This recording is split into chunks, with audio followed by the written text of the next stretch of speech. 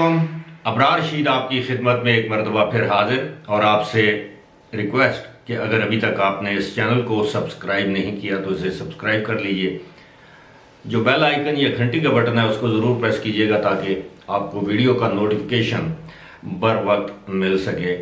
آپ کا بہت بہت شکریہ۔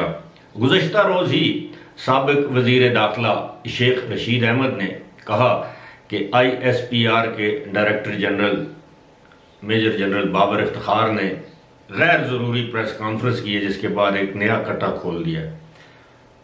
شیخ رشید کی بات اپنی جگہ، لیکن اب ایک نہیں کئی نئے کٹے کھل چکے ہیں۔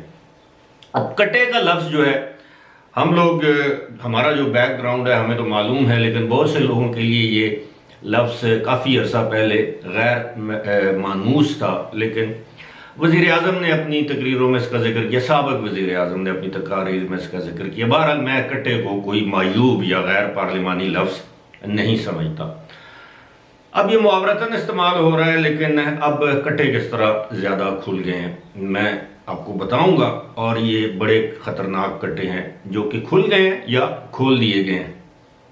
سب سے پہلے تو میں آپ کو بتاؤں کہ اسلام آباد میں راجہ پرویز اشرف قومی اسمبلی کے اسپیکر منتخب ہو چکے ہیں۔ وہ بلا مقابلہ اسپیکر منتخب ہوئے اور انہوں نے اپنے عہدے کا حلف بھی اٹھا لیا ہے۔ اب وہ سرکاری سطح پر آئینی طور پر قومی اسمبلی کے اسپیکر ہیں۔ دوسری جانب پنجاب اسمبلی میں جو کچھ ہوا ہے یا ہو رہا ہے وہ انتہائی تکلیف دہ، تشویشناک، اور اب اس سے آگے اور میں کیا کہہ سکتا ہوں۔ وہاں پر جس طرح قانون کی دھجیاں اڑائی جا رہی ہیں، اور جس طرح ڈپٹی اسپیکر کو مین ہینڈل کیا گیا، جس طرح قومی اسمبلی میں لوٹا لا کر ڈپٹی اسپیکر کو مارا گیا، حالانکہ ڈپٹی اسپیکر تو پی ٹی آئی کی اپنی جماعت کے ہیں، انہوں نے کوئی منحرف ہونے کی کوشش نہیں کی، انہوں نے کبھی یہ نہیں کہا کہ وہ مسلم لیگ نون کو ووٹ دیں گے۔ البتہ وہاں پر انتہائی گھناؤنا کردار سامنے آیا ہے چودھری پرویز الہی کا۔ ظاہر ہے وہ اب اپنی عزت بچانے کے لیے اپنے آپ کو مزید رسوا کر رہے ہیں پاکستان کی سیاست میں۔ بالآخر ہوگا وہی جو قومی اسمبلی میں ہوا ہے۔ اب وہاں پر انہوں نے پہلے عدالت کے حکم پر یہ اجلاس ہو رہا تھا، ڈپٹی اسپیکر کو اسپیکر کے اختیارات دیے گئے تھے۔ اب پرویز الہی نے ڈپٹی اسپیکر سے اپنے اختیارات واپس لے لیے، وہ خود امیدوار بھی ہیں وزارت عظمیٰ کے۔ اب پنجاب اسمبلی میں پولیس آ گئی، یہ ہنگامہ جاری رہے گا۔ بالآخر ہوگا کیا؟ وہی ہوگا کہ آپ نے 100 جوتے بھی کھانے ہیں اور 100 پیاز بھی کھانے ہیں، اور اب آپ سب کو اپنا مستقبل، سیاسی مستقبل نظر آ رہا ہے، اور آپ دیکھیں گے کہ یہ پنجاب میں بھی وہی کچھ ہوگا جو قومی اسمبلی میں ہوا تھا، کیونکہ آئین اور قانون سے کوئی بھی شخص بالا تر نہیں ہے۔ یہ ایک نیا کٹا کھولا ہے آج کے دن۔ خیر، میں جن کٹوں کی بات کر رہا ہوں وہ یہ ہے، وزیر اعظم، سابق وزیر اعظم، اب منہ سے وزیر اعظم ہی نکلتا ہے، چلیں ان کے شاید ہم ہی خوش ہو رہے ہوں گے، لیکن عمران خان نے جو بیانیہ بنانے کی کوشش کی، جس کو اب میرے جیسے لوگ بیانیہ نہیں ایک پروپیگنڈا قرار دے رہے ہیں، اس پروپیگنڈے کی وجہ سے عمران خان سیاسی طور پر کیا حاصل کرنا چاہ رہے ہیں یا کیا حاصل کر پائیں گے۔ سب سے پہلی بات تو یہ ہے کہ عمران خان جس طرح پاکستان کی فوج، عدلیہ، یہ ریاستی ادارے ہیں، ان کے خلاف ایک پروپیگنڈا کر رہے ہیں، اور اس پروپیگنڈے کے نتیجے میں ایک گمراہ کن بیانیہ بنانے کی کوشش کر رہے ہیں، اور اس گمراہ کن بیانیہ بنانے کی کوشش میں لوگوں کو وہ سمجھ رہے ہیں کہ وہ بیوقوف بنانے میں کامیاب ہو جائیں گے، تو یہ ان کی خام خیالی ہے۔ میں نے گزشتہ روز بھی اپنی ایک ویڈیو میں ذکر کیا تھا کہ جس دن کسی گھر میں کوئی میت ہو یا کوئی فوتگی ہو جائے تو اس دن وہاں پر کوہرام ہوتا ہے، اور آہستہ آہستہ اس گھر میں چیزیں معمول کی طرف آنا شروع ہو جاتی ہیں۔ اسی طرح اگر کسی شخص کا جنازہ ہو، میت ہو، اس کی نماز جنازہ میں مثال دیتا ہوں، 10 لاکھ نہیں، 20 لاکھ نہیں، 1 کروڑ افراد اس کی نماز جنازہ میں شرکت کریں، تو کیا اس 1 کروڑ افراد کی شرکت کرنے سے وہ میت دوبارہ زندہ ہو جاتی ہے؟ وہ جو شخص دنیا سے چلا جاتا ہے کیا وہ زندہ ہو سکتا ہے چاہے وہ کتنی بھی دعائیں مانگ لے؟ تو یہی صورتحال ہے اس وقت عمران خان کی حکومت، یا عمران ان کی ایک سیاسی میت میدان میں پڑی ہے. جتنے لوگ مرضی ہیں نماز جنازہ میں کل میں شریک ہوں، لیکن اس سیاسی میت نے زندہ نہیں ہونا. دوسری بات یہ ہے کہ کیا عمران خان الطاف حسین کی طرح عمران خان کی جماعت، دیکھیں الطاف حسین اگر آپ کو یاد ہو تو اسی طرح 2-3 گھنٹے تقاریر کرتا تھا اور بغیر کوئی جنبش کیے، بغیر اپنی جگہ سے ہلے، ان کے کارکن جلسوں میں ٹیلی فون پر جب وہ خطاب کرتا تھا یا ویڈیو لنک پر بھی خطاب کرتا تھا، وہ 4 گھنٹے بغیر چوں چراں کیے اس کے کارکن بیٹھے رہتے تھے. اس کی مغلظات، اس کی تقریریں، نفرت سے بھری تقریریں سنتے رہتے تھے. پاکستان کی اسٹیبلشمنٹ، پاکستان کی ریاست برداشت کرتی تھی. لیکن جس دن الطاف حسین نے حد سے تجاوز کیا تو پھر آپ نے دیکھا کیا ہوا. نہ اس کے قریبی رفقا اس بیانیے یا پروپیگنڈے کا بوجھ برداشت کر سکے، نہ اس کی سیاسی جماعت جو اس کی جماعت تھی، اس پر جان دینے والے کو جان قربان کرنے والے لوگ اس بیانیے یا پروپیگنڈے کا یا زہر کا بوجھ برداشت نہیں کر سکے. اور بالآخر کیا ہوا؟ آج الطاف حسین کی تقاریر پر پابندی ہے. آڈیو، ویڈیو، ٹیلی فون خطاب وہ یورپ میں، امریکہ میں کر سکتا ہے.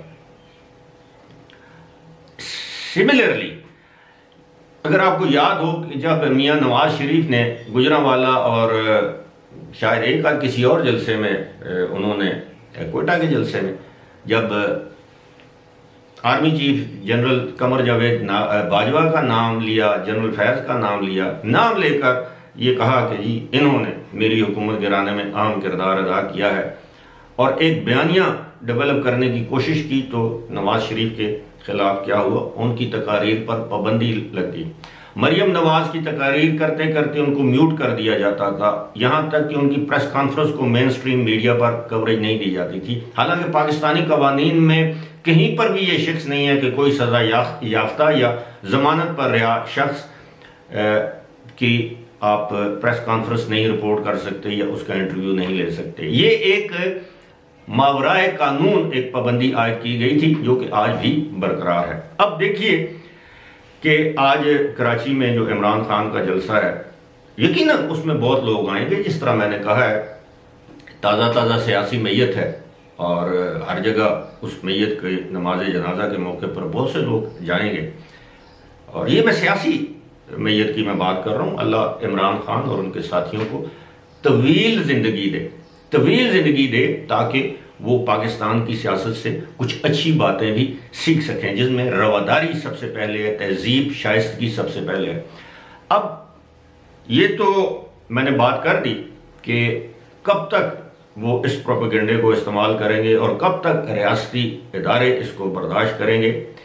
اب میں کٹوں کی بات کر رہا تھا، تو اب 2-3 کٹے اور بھی ہیں، اور یہ بڑی سنجیدہ بات ہے.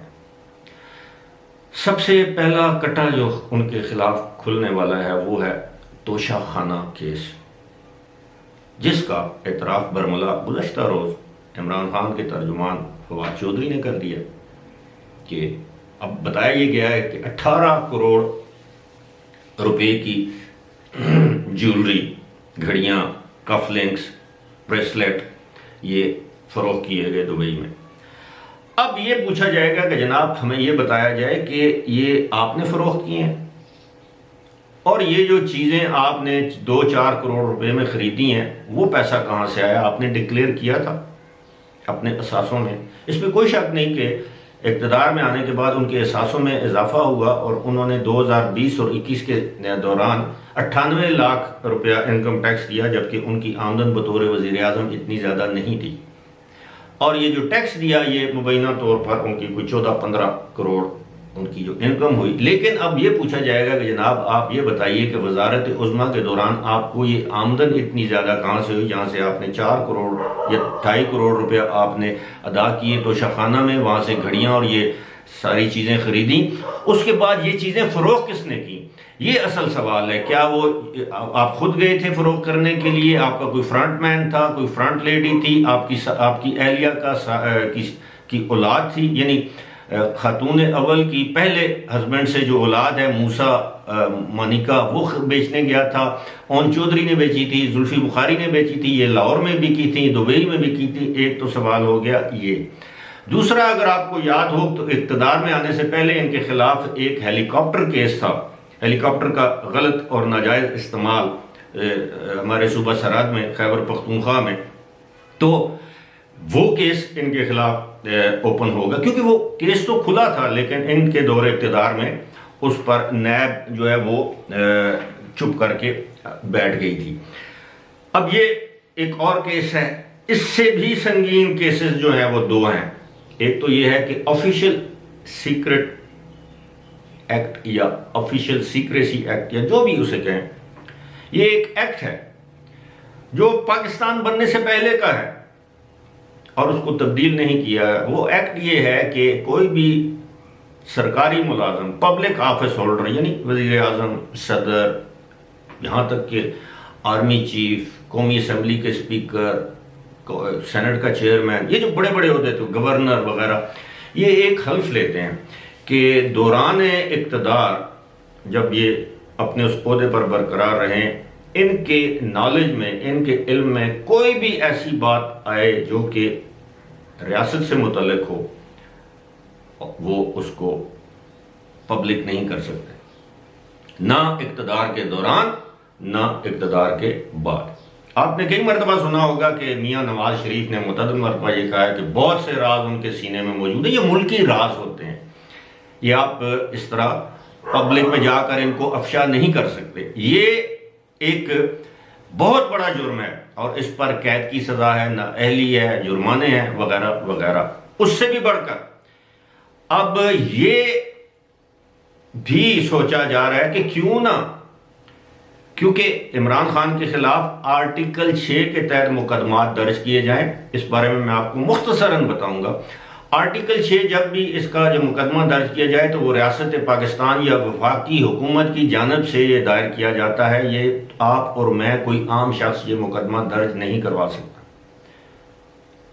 جیسے جنرل پرویز مشرف کے خلاف یہ مقدمہ درج ہوا تھا. اب آرٹیکل 6 کیا ہے؟ آرٹیکل 6 ہے آئین کی وہ شق جس کے تحت اگر کوئی شخص آئین توڑے